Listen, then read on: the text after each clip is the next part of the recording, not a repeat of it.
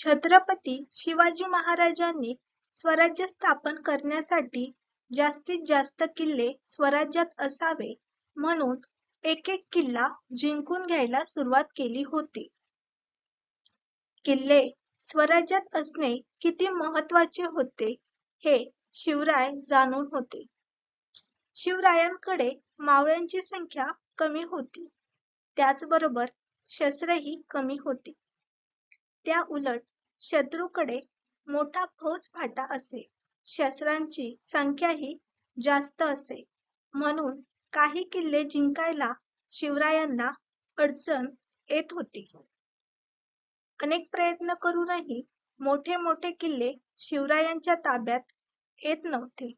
म्हणून शिवराय विचार करू लागले, कशा प्रकारे आपण मोठे मोठे किल्ले काबीज करू शकतो किंवा ते आपल्या ताब्यात येऊ शकतात याचा विचार शिवराय करू लागले.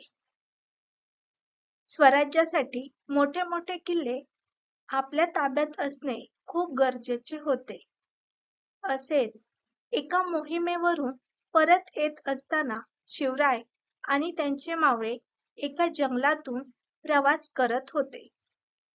अंधार पडायला लागला होता, म्हणून शिवरायांनी मावळ्यांना सुरक्षित जागा शोधण्याचे आदेश दिले.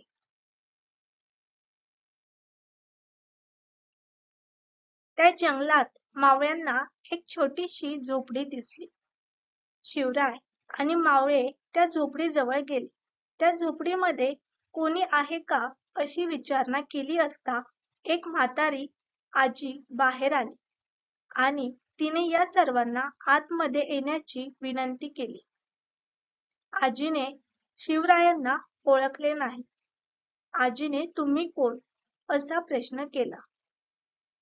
शिवरायांनीही आपली ओळख न सांगता आम्ही शिवाजी महाराजांचे मावळे आहोत, एका मोहिमेवरून परत चाललो आहोत असे सांगितले. म्हातारीने सर्व मावळ्यांसाठी जेवणासाठी गरम गरम वरण भात केला होता. तो वरण भात तिने सर्वांना वाढला.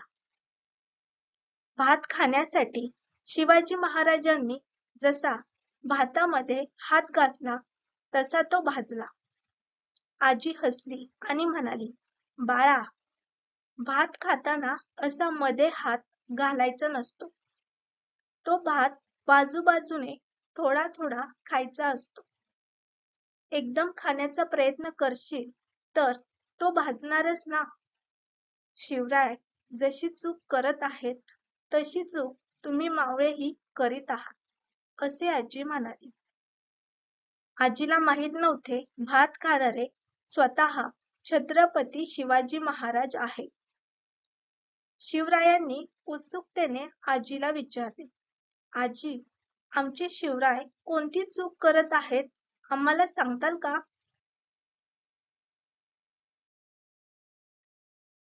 आजी म्हणाली, शिवरायांचेच बघा ना बाळा. शिवरायांनी अगोदर आजूबाजूचे छोटे छोटे किल्ले जिंकायचे सोडून एकदमच मोठ्या मोठ्या किल्ल्यांमध्ये हात घालत आहे, तर मग त्यांचाही हात तिथे भाजणारच ना. शिवरायांना आजीचे म्हणणे लक्षात आले आणि त्यांनी तसेच केले. त्यांनी अगोदर स्वराज्यातील छोटे छोटे किल्ले जिंकून घेतले. त्या किल्ल्यामधील जे काही धन मिळाले त्या धनाचा उपयोग किल्ले बळकटीकरणासाठी केला. त्या किल्ल्यांमधून शिवरायांना अनेक शस्त्रही मिळाली आणि याचा उपयोग शिवरायांना मोठे मोठे किल्ले जिंकून घेण्यासाठी झाला. आणि महाराजांनी जवळपास महाराष्ट्रातील सर्वच किल्ले जिंकून घेतले आणि स्वराज्य स्थापन केले.